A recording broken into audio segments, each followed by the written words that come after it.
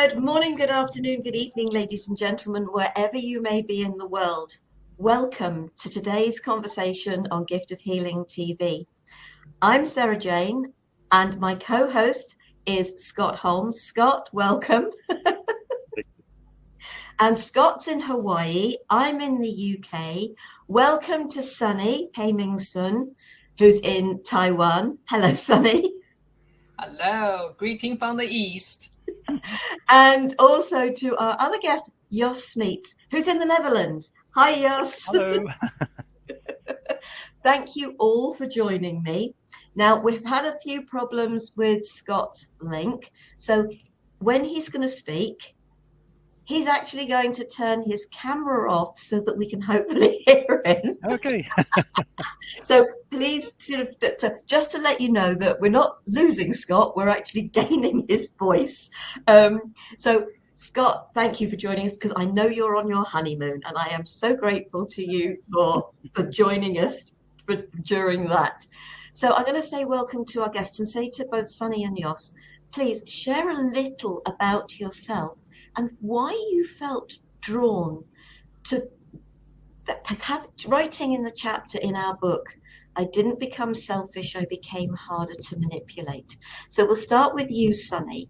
If you'd just like to share a little about yourself and why. Sure. Thank you for inviting me. I am the chapter 17, I believe. That is my chapter. And the title is from White Me to I Am. And I call myself Joyful Riches Movement Maker. And I also have a global community. I just want people to know we are all actually joyful riches. We are riches a different way, not only just financially, but spiritually, emotionally. We can be very, very diverse and rich. And my own journey shifting from a very depressed and a low negative frequency being into joyful riches. So I want to share with my story and also tell people you're different than everybody. So just enjoy your ride to be a joyful riches. Thank you, Sunny. Jos, share a little about you and why you joined us in the book. Well, I knew you, and you asked me. Well, the thing is, of course, in spirituality, people talk about the ego. And that is why I brought up this subject too, because there might be two ways of looking at the ego. Ego as being something controlling you, run rampant, like, we have these big leaders in the world, Mr. Trump and Mr. Putin and all these kind of people, who I think function from the third chakra only, and they're totally disconnected from the higher realms. So you get an ego that is just really selfish and self-centered, whereas there might be something that you might call the ego with the capital letters, which would be the I am, the more, the being you really are actually. So, and I think being selfish has to do with that. I mean, it's not selfish like egotistical, but selfish as being yourself and not being overruled by somebody else. So that's why I did my piece. And Jos, we have a very big thank you to say to Jos, because he actually supported me greatly with the creation of the audio. So we all recorded our own chapters, and Jos put those together as an audio, and that is a link to that is in the ebook. I am going to be looking at doing a physical book. We will look at that. That's to come. So Jos is very much into his music and teaches. So thank you to both of you for joining. And obviously Scott and I are I'm the lead author, and Scott's very definitely part of the book as well. So you started this Jos, because the ego. What is the ego? And I think with everything, this life is about the two sides to the coin, the black and the white, the light and the dark. And so the ego can be looked at as being knowing yourself and being fully confident in yourself without negativity towards others. Whereas ego of no, that's mine. You've got to give that to me. That no, I've got to keep that. I've got, there's the ego of fear, I suppose, and there's the ego of love. Mm-hmm. All right, now why did that come to me? I have no idea. I think it's on the dot. Has that finished the conversation then? Have I just worked it all out? Sorry. Well done. But I think that is, isn't it? Yeah, I think so. It's that. Yeah. Oh, and right. I'm gonna keep quiet for a second. Everybody hasn't got a chance to say something. And then, can I react to that? And while you're talking about this, I thought, well, I think actually the ego doesn't exist, but the ego is some mechanism that comes in every now and then. And Eckhart Tolle says, well, the moment you recognize it, it's no longer ego. So I refer to it as something, a mechanism which is unconscious, which comes in from time to time. And then it's ego, it takes you over. But if it doesn't, and if you're aware of it, it's actually not ego anymore. So this is where awareness comes in, I think. Brilliant. Sunny, your thoughts? Well, I like to play words because my native English is not my native language. I'm Mandarin Chinese, so you can see Chinese always have some combination with the words. So I'm using the same technique to divide English words. So ego is really energy go. So when your energy, if your frequency really is not high enough, you're going to focus on the negative things around you, right? So if the energy go, that means if you pay attention to something, then that something become a reality based on the science. Actually, everything's frequency, everything's energy. So if we follow that law of the universe, no wonder when we are in the low vibration, we see something we need to fight, we need to grab, we want to eliminate our enemies, all the things we experience when we're growing up to protect ourselves, to survive, right? But when we raise our energy and now you see something totally different, hey, we can collaborate, we can share our talents. And so ego is really, it's not a bad thing. It's when we focus on the low end, our energy, then we can see our ego is the enemy, right? We don't want to be that bad, but if we don't raise our energy, we cannot see the differences. This is just me. I'm bad. I'm not good. I'm not enough. But when you raise your energy in some way, then you always think, oh, that is just a choice. We choose to living in that low end of the frequency. So ego is really, for me, is something just like, I don't really know how to pronounce your name, but you did the right thing, just like, oh yeah, exactly. It's kind of mechanism, right? Mm-hmm. It's just the frequency, the vibration. So the mechanism become tricky, and then we became to think, oh, that's me. So me equal to this. But when you know the mechanism, you can flow, you can play. Hey, guess what? You can see all different facets of you, and they are all inclusive. That's the wholesomeness. So I think just have fun with your ego, because that is the mechanism. It's just the energy. Yeah. Don't get too serious. That's a good thing. That's a good advice. Scott. Thank you. So both very, very good points, Jos, with it being a mechanism. And I always took it to be the ego that it develops as kind of our safety mechanism as we grow up, as we're younger. And it defines how we cope, how we see things. And as we get older, the unfortunate part is we, as a teenager or as a young adult, we don't always understand that we don't need those same protections, right? Mm-hmm. As Jungian psychology, ego and superego. But I love, Sonny, that you bring in the joyfully rich, right?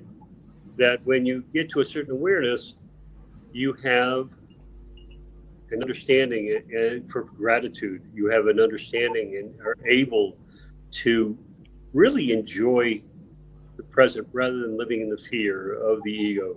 Trying to protect you, yes, but it hinders us so much. So it's those points that you made. And by the way, Jos, I want to thank you for the videos, for being able to do all that work with Sara. Really loved the voiceovers and being able to read the pieces. And Sara, you asked about why we did the book. You're a self-proclaimed people pleaser, and I found out that I was taught that people pleasing was the way that you earned acceptance, and I always went outside of myself in order to be accepted, to be loved. I figured that's the way that you showed love, is to be of service. And it's really interesting that when it stopped, relationships changed. My daughters looked at me and said, "Dad, you're different." And because I had stopped just putting everybody else first and started to be quote unquote selfish, in that I saw myself first and I put myself first. And I realized it wasn't selfish at all, because when I was at my best and when I'm at my best, I can be of the most service in the way that I want to for other people. So I can still do what I need to do, but do it from a different perspective, do it from a different point of view, and do it fully, willingly, rather than kind of knee-jerk. Thank you. It's a healthy way of supporting people. For me, the people pleaser, to a certain degree, can also be a manipulator, because they're constantly, "Oh, would you like to do this? Would you like?" You're almost telling people what they'd like to do. "Oh, let's go and do this. Let's go," rather than giving people a choice. And so you're trying to second guess what other people want, but you're not doing the most important aspect, which is ask and listen. So our ego of fear is that one that's, "Oh, what would they like? Or would they like to do?" And you're constantly, that is so draining. But actually, as the people pleaser, in too many cases, are we not, in a different way, a manipulator? Rather than manipulating the way so many of the stories were shared of a bullying, a coercive behavior, it's totally different. But always actually the person who's you're the biggest manipulator of is yourself. You're your own biggest bully, sort of. And it's really important for all of us to realize that real selfishness is when it's got to be all about me. Everything has to be, I don't care what happens to you, providing I have my own way. I don't care if it doesn't suit you. You're going to do what I want to do.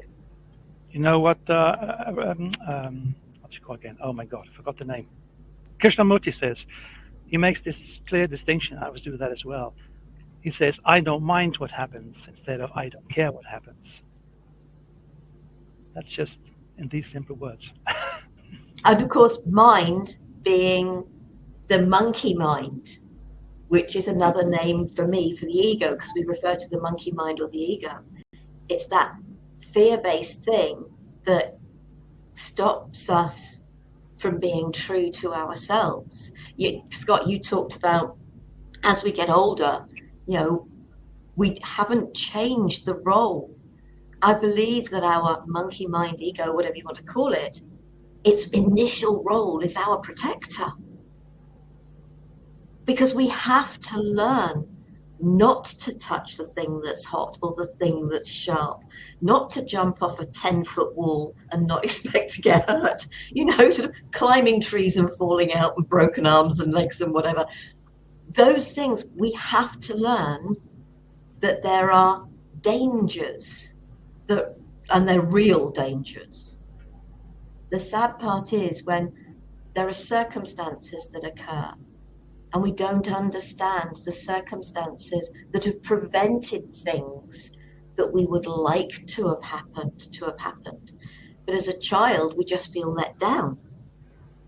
One of the things my grandmother said was, do not make a promise you cannot guarantee to keep. So should we ever make a promise? Because if there are outside circumstances that can prevent it from happening. I used to work with an adult, one of the ladies I work with learning difficulties, and I promised her that at some stage when things allowed, I would take her to the Wolf Trust to meet the wolves. But I couldn't tell her when that was going to be, just that I would absolutely do my best to make it happen. So it was a promise that I would do my best, but it wasn't a promise that it would actually, she got to walk with the wolves, she got what I promised, but it was a promise with the proviso. And we shouldn't make a promise because there are outside circumstances, and our ego as a child with a broken promise doesn't see the car's broken down or somebody has to go to work when they weren't meant to have to, etc. All the circumstances that could prevent it. The child just sees that a promise is broken. So it's encouraging our mind as we get older and start to understand circumstances outside our control, to say to the ego mind, can I change your role? Can your role now become the personal assistant to my heart, helping make my heart choices happen, helping me to live my life, not to be the person or the thing that stops me and holds me back from the fullest experiences of my life. Yeah. That's exactly, I think, it's a lot of techniques right now. We talk about the heart-brain coherence, because those two powerful organs need to work together to expand our energy field. So if we really just like, using our heart to care, but we don't need to have a mind, but the mind need to be trained, need to be connected with our unconditioning heart, not the conditioned mind.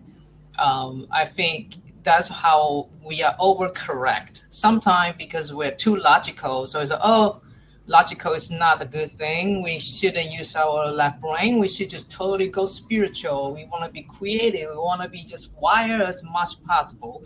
Don't have any rule. That's correction. And also I believe that's overcommitment, because when we are doing this and that, we are always like this, which is going to be waste a lot of energy to correct ourselves, but we always overcorrect it in a way, just like our economy. Sometimes, we need to build houses. Then all of a sudden they build so many houses no one can buy. Then they will say, and I have to wait for the next wave for someone to buy. So we're always doing this. I think for us to really get a little bit higher vibration being, we need to know we still need to do this. But we don't need to do this and that, right? We need to get a little bit closer to the middle. Finally, you can really connect your both part of your organ. You still vibrate, you still do your thing, you still promise, you still do things.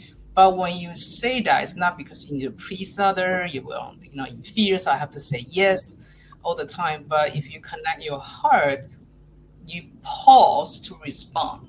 So you don't need to jump in right away to react to it. I think that is the skill more and more people start to understand. We can do that. through, a lot of different practice, breathing, meditation, reading, study, or listen to the podcast that we are here now. It's really just give us the more of the different perception.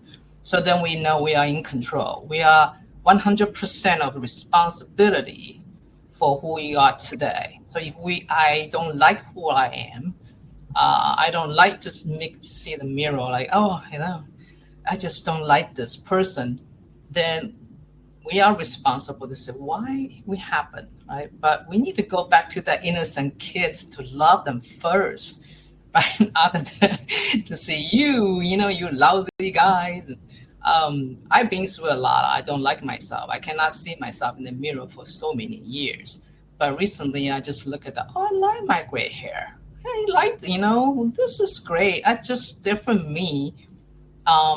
I think more and more people are able to really combine this, then shift it to a different wavelength, not this one and that one. It should be gentle and finally being to the middle. I think that's everybody's hope, right? Stay in the middle. When we need to do this, do that, but go back to the middle and quiet down. I think that is the skill everybody can learn.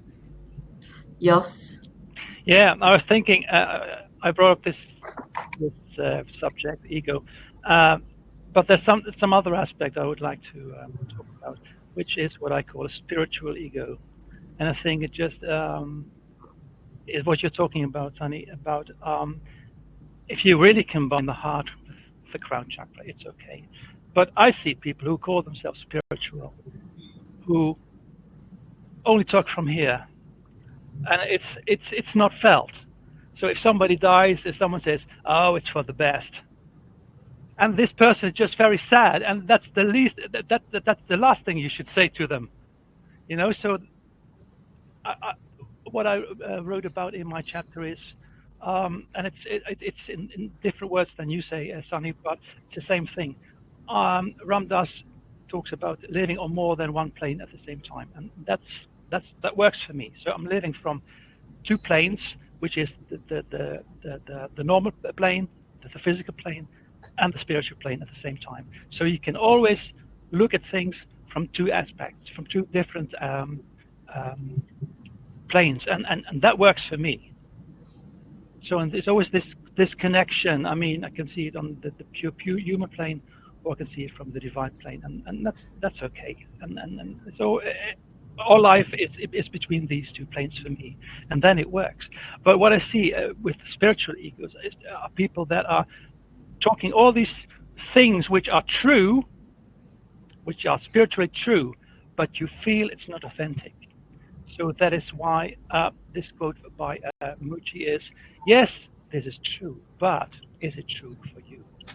Did you realize that? Is it just something, actually the monkey mind saying all these pretty things, but it's got no flesh on those bones, it sounds great, but it doesn't feel right. And that is what I see around me. A lot of people who have yoga studios and stuff, they talk about all these things, and I think, you are not authentic. Sorry, I'm not buying this. Do you recognize that? Or is it just me? Because I think the four of you know what I mean. I can feel you. I can feel that you know what you're talking about. But there are a bunch of people out there who don't. Yeah, they've jumped on the bandwagon. Scott. So I love it, Sonny. I've always said that it is a 1,000,000-mile journey from my heart, from my head to my heart. And it took me that long in order to find it.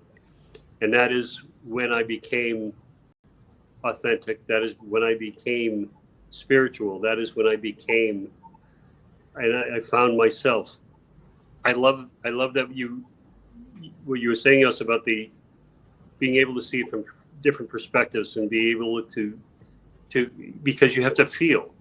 And I don't know about you, but when I deal with clients, it's all about feeling. It's about bringing them back into their body so that they can feel. They can feel their body, they can feel their emotions that they've been trying to hide or run away from, or that they are so fearful of, is bringing them back into their body so that they can have this combination of heart and mind. Mhm. And I love the tool, by the way, about pausing. I pause now. I used to be automatic. When somebody said something, I responded right away. I didn't really think it through, and I just responded. And unfortunately, you can't take them and put them back in your mouth after you say them. So that pausing, that pause allows me, that breath, that breath allows me to realize what I should and should not say. And I use it all the time now. And when I go to make a decision, I do that same pause. I do that same breath because I would always say yes. And now I take the pause and say, is this for me? Is it for me to do? If it is, that's wonderful. But if not, I can say no. It's what I said in my chapter. Eckhart Tolle says that cannot be the space for that. So you have to create space. That's what you're saying too. Exactly, creating the space. You're absolutely right. And it's that space that has allowed me to be much more authentic, compassionate, and heartfelt in everything that I do, because I bring my heart back into it before my mind has a chance to kind of spill over and take over. And actually, what you're doing as well is shutting down the ego. There's this little trick, you can try this out. So if the mind is going on, and then you say, okay, ego, what are you going to tell me? What's your advice? And what you will notice is nothing's there. It stops because you're onto it. This is your space, what you're talking about. Because the reaction is the ego mechanism jumping in all the time. I know the answer, I know the answer, I know the answer. Okay, now it's your time. What's your answer? It's not me. Brilliant. Scott, have you got a question for us all? Now, I go off only because it makes life a little bit easier. So the question is, for each of you, is in your studies, we talk about spirituality, we talk about growth, we talk about all of that. And our understanding and our perspective has changed because we are fully integrated. And my question is, when was your aha moment, or did you have one, regarding your spirituality?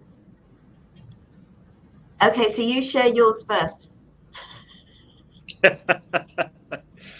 Well, mine was a progression that when my wife passed 8 years ago, for the very first time, I didn't have to take care of anybody else except for myself. And I didn't know who I was. I literally didn't know who I was. I had expended most of my adult life in caregiving for my daughter, for my family, for my wife. And when my wife passed, I had me. And that was my turning point, is that I finally had to focus on me because I was the only one there. And it wasn't quick because there was grief involved. But after about a year, I started Reiki, I started polarity therapy, I started doing all of this studying and understanding. I went to therapy for 5 years. I did all of this intensive work because I realized that I didn't know really who I was, because I had just lost myself. And so for me, it was not so much an aha as it was pushing to understand who I was and what I wanted, and how I could fulfill my soul contract and be that teacher, be that healer, be that helper, be that collaborator. And that was only through self-improvement, self-understanding, and bringing everything right to the surface so that I could be a fully integrated human being. Let's come to you, Jos. Well, I've been into spirituality for 45 years, I think, since I was 15, something like that. So it's certainly been a gradual process. But as I wrote in the chapter as well, I call them Satori moments, so moments of very short glimpses of enlightenment, I would say. And it's hard to describe what it is then, but if you have to put it in words, which is actually impossible, but it's something that you see that everything is just the way it should be. And it's being lifted from yourself. And it's, I heard this Abraham, I don't know if you know Abraham's channel by Esther Higgs, and Abraham calls it seeing through the eyes of Source. And I think that is quite accurate description. So these moments are there, but on the other hand, I'm still very human and very struggling sometimes.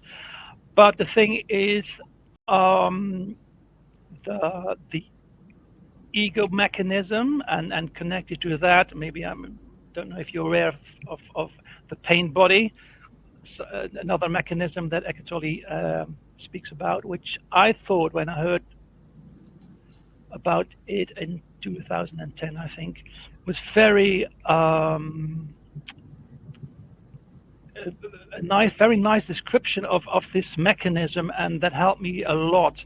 So this is the dark shadow of the ego. So this is this very dense energy, this energy that makes you depressed and all kind of that, and doubt and all kind of that, these feelings. And when I learned how that worked, I think I started to see what was coming in. Was it the pain body? Was it just the ego? Was it something else? And this is a gradual process which will go on forever until the moment I die, I think. But it's getting lighter. This pain body is dissolving, but I must say it hasn't dissolved totally. And I don't know if that ever will happen in this life. But it's certainly the same kind of process, I think, what you described, Scott, and then it just with different routes to get there, but actually, yeah, that's it, I think. Thank you. Sunny. Well, I stay in the United States for more than 33 years. Now I'm back with my parents in that where I'm born here. And I'm into the I Ching. So number 33, that it actually say we are always coming in, but backing is like a retreating, but proceeding. So I'm exactly doing the east-west navigation. Stay here, confused and not happy, but all of a sudden breaks through. Then I get into the plateau. It's like angry. So I can see myself have so many points. I feel like I have totally no mind. The monkey mind's gone, and every time is like moments I have no control. So I just choose one to share. I used to run a food truck, so it's like a 24 feet long of the trailer, and I have my full-size van because I'm like Scott. I'm caregiver for my son who just passed last year for over 20 years. So in the time I cannot really do a normal. I'm the scientist by trade. I couldn't go to do my research, so I start to build this art business around home, and I can go out and someone cares my son. So I'm in this trailer, have pack of all the food, and I have to rush going to the site to set up. This is such a great event. I usually make a lot of money so I can pay bill. So I'm very anxious to get to that place, right? But all of a sudden, I feel like my trailer is not moving. The case is two of my tire is like flat at the same time. So the whole trailer is just kind of settled down, and my van is like in the air. And everybody in the van, my oldest son and my partner in that time, screaming and say, "Do something!" And how can I do anything? I'm in the air, right? So I finally just decided, let it go. All right, see what happens. I have no control, right? Then when I landed, boing. Then you think about the whole thing, and with that 50 kilometer miles per hour speed, and all of a sudden in this rush hour, I might hit somebody, right? I'm just run and stop everything. My world is black, totally pitch black. But I wake up and say, what's going on? I go out, no one, I hit nothing. And I'm not, nobody hurt anything. And the very, very interest point, when I opened my door with the trailer, nothing moved. And in that moment, I said, gosh, what exactly just happened? What energy just calmed down? I feel so in peace. I'm supposed to be very angry and anxious and fear, right? But that is totally peace. So after that moment, before I have 4 similar like that, but in that turning point, I realized I'm not alone. I'm connected with the whole field. And if I really let go, if I don't want to control, which is hard for me, I'm really want everything in control. But then I learned I have to release that control, the attachment. So gradually, that is 2018. So now it's 7 years later. I think we all have 7-year cycle genetically. We will grow out in the circle. Once your 7 years mature, you get out to the next plateau. So I would say now that is the foundation for me to become who I am today. But that event in 2018 really let me experience I'm not alone. I have a superpower within, and I still don't understand how come I don't hit anything with everybody around me. The only imagination I can see, we are in the multiple dimension. I shifted because of my power, or someone give me the power. I don't know, because this cannot really understand, and I'm take it away from the space and time and put it down.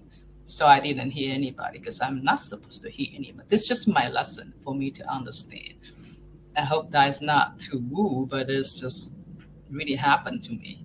And I just like to share. This is kind of interesting, but it's also, I cannot explain.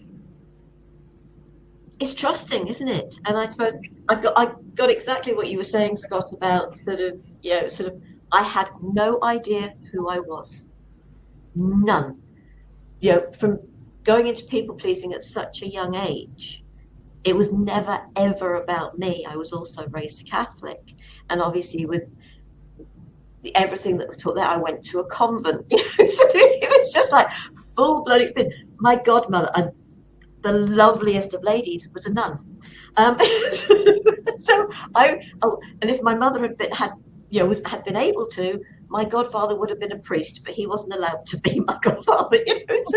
So I was really in this world of sort of really not knowing who I was. And it took my broken jaw and 6 months of pain and sleepless nights, which, as I've shared in a different book, and I certainly wasn't going to go through exactly that same story again, and it wouldn't necessarily have been appropriate for our book. And that 6 months of pain and sleepless nights left me exhausted.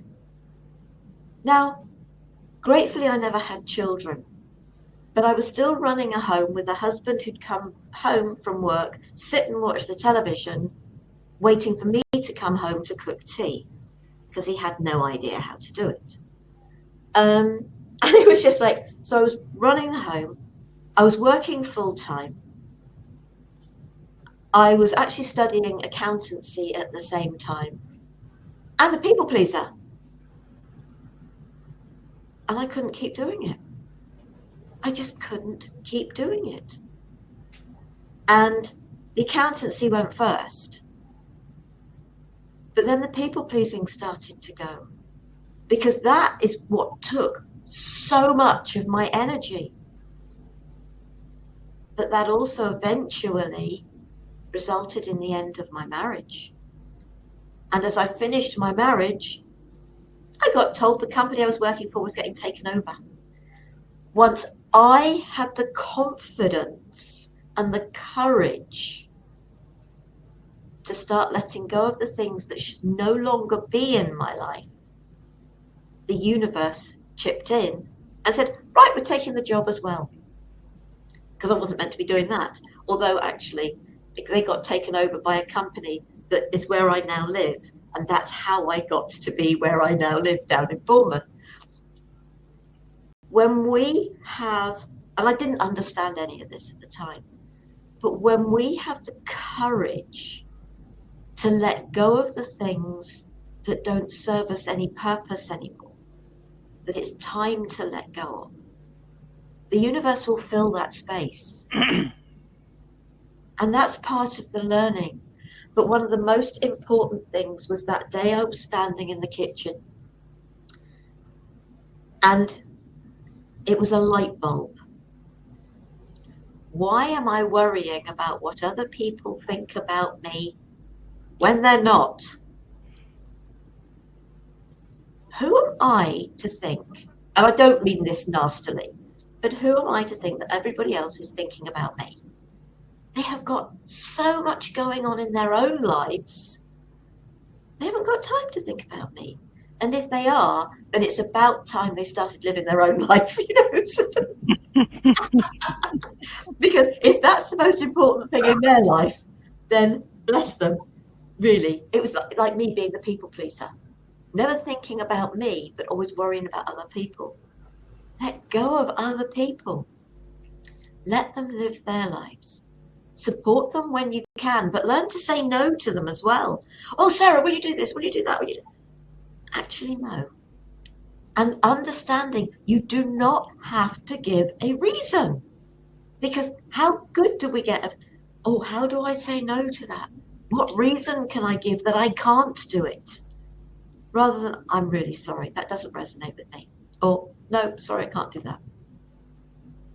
But you talked about the pause, Scott. And the pause is so important. Can I have a chance? Can I have time to think about that, please? I won't give you an answer now. I just need to look at my diary, whatever. So maybe you're giving a reason for the pause. I'll come back to you in an hour, or 2 hours, in half a day. I'll come back to you tomorrow, whatever it is. It's that pause. I'm really sorry, that doesn't work for me. What I could do for you is, or just no. You may be able to, aspects of it may work, others may not. But the other enlightenment was when you're constantly saying yes to others, you're holding two people back. You're holding yourself back because you're not giving yourself the time for the things that are for you. And you're holding the other person back. You're not allowing them to be able to grow and do things themselves. If it's really important to them, they'll do it themselves.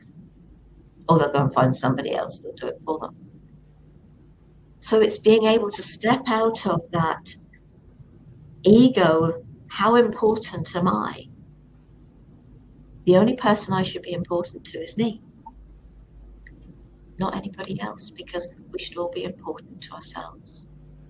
And the truth is, we are all special and unique in our own way. And that's what's really important. And that understanding didn't come quickly. I think what we've all said is the understandings don't come quickly. It's a journey. And for me, I call it my healing journey. It's a journey.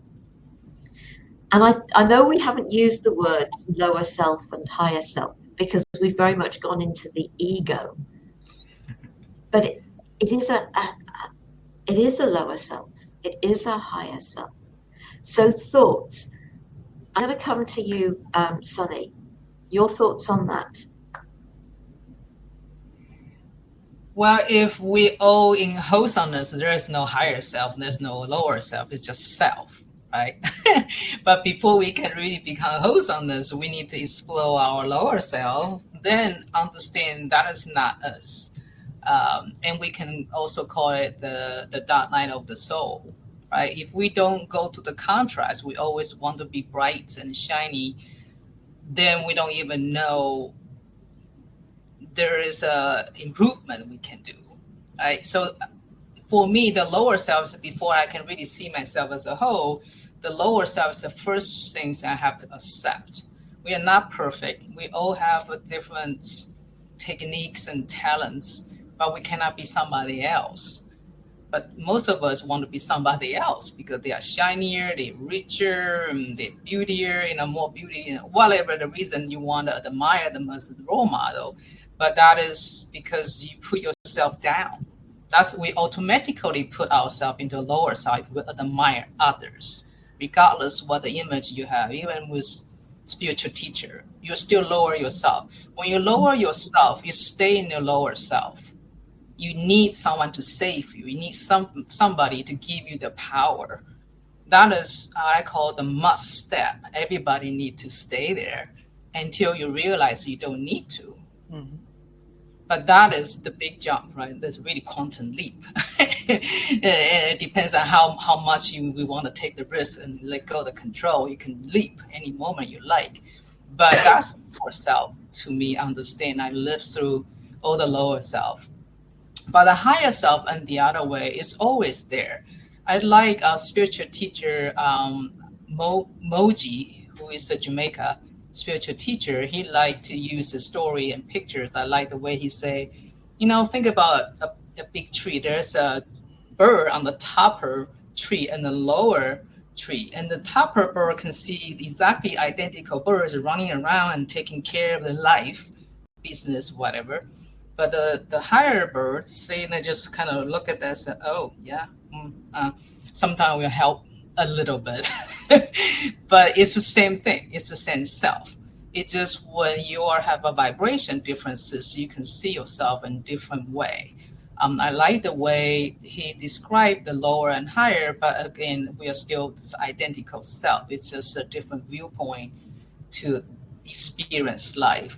So for me, the lower and the higher, really, if we use the term all the time, that means we are not whole yet. And we do need both. We cannot live without one another. So the dark night of the soul, accept our shadow, the shortcoming, or the, we can consider as weakness, which is actually just the disguised grace. If you accept the weakness, actually you're enlightened to your lightness. So you don't need to gain anything. You just need to shift your perception about the higher self and lower self, because they are the same thing, to be honest. So that is what I feel. Jos. Yeah, that's very logical. I think that's really true. It's the yin and the yang, so you need them both. As long as we live in duality, you can't deny any aspect. They're all there. And it's just what I said about living on two planes at the same time, and the same thing, I think. So I can always say I totally agree with all that, Scott.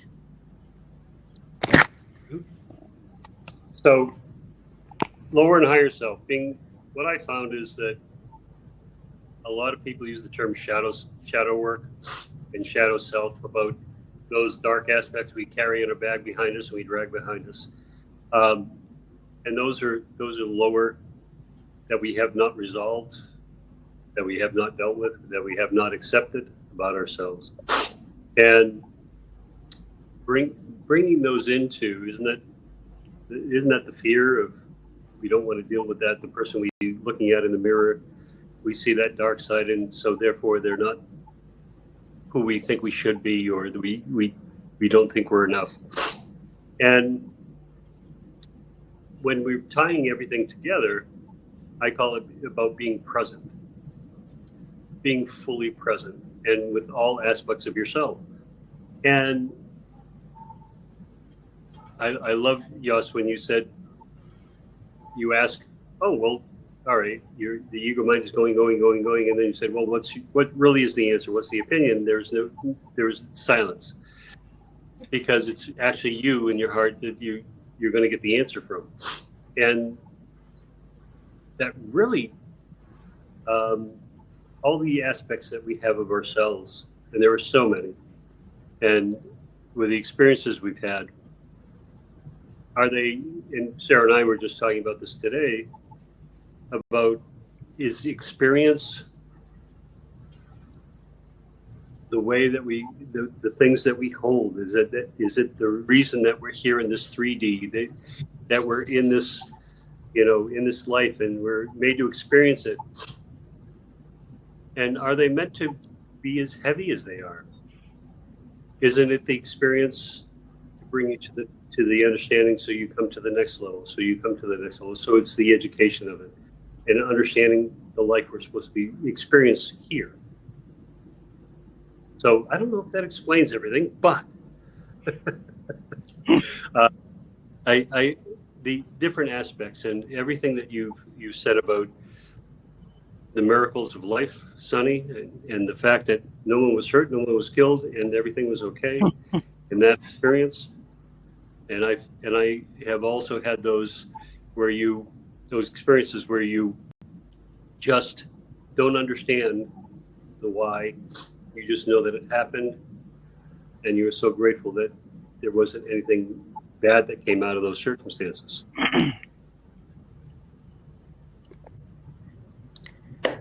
Thank you. We talk about shadow, but to me, it's a younger aspect of ourselves that didn't have the knowledge that we then learned from the actions that we took. So is it really a shadow, or is it just a beautiful part of us that has gone through the growing experience? And so many people refer to it as shadow, which suggests it's dark. But is it dark? Or is it a beautiful aspect of ourself that has been a part of our life journey?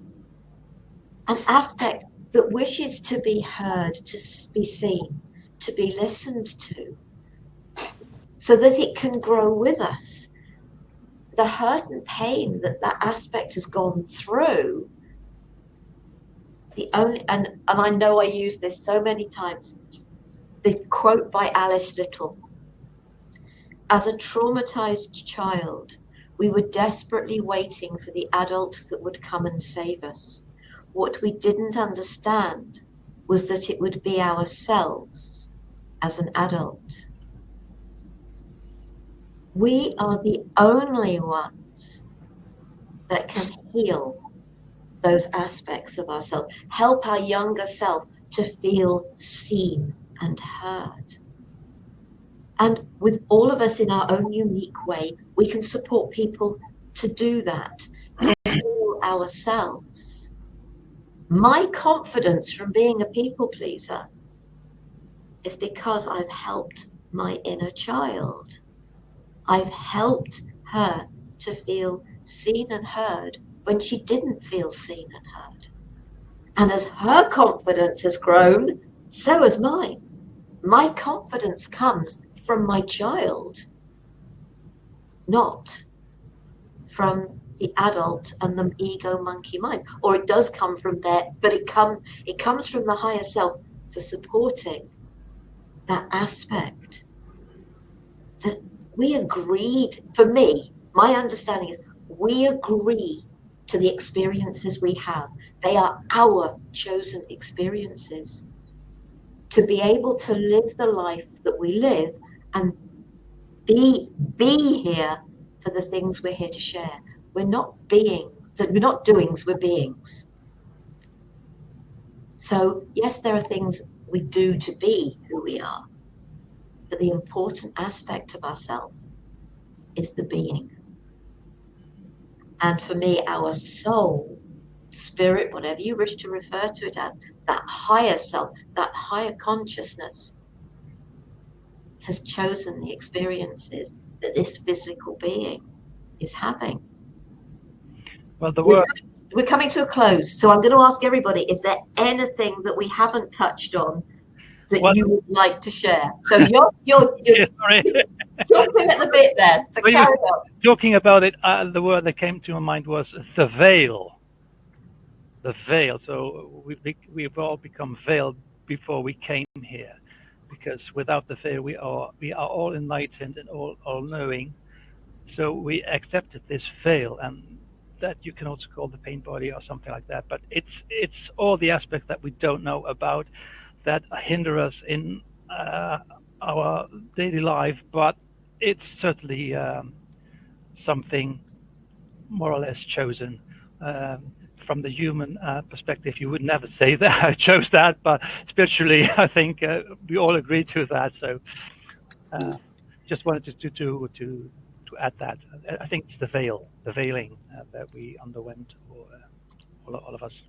100%. Is there anything you want to add to this whole conversation that you don't feel we've touched on? No, I think it was very, very, very nice. I totally agree with all the aspects that people talked about, and that's very refreshing, I must say. Thank you. Sunny. Well, I like to say I enjoyed have conversation with all of you, hoping the audience can hear something and kind of contemplate their own journey. I will encourage everybody to know who you are and what you are, because on the emotion spectrum right now, everything's frequency. We can reason, of course. Not only this one cannot really comprehend. It's just understand, reason, understand, kind of enlightened about who you are and what you are. Then you can finally stay in joy. Because most of us are really oh, I'm happy, I'm not happy. I'm always frustrated because a lot of deeper truths, we don't really know who we are and what we are.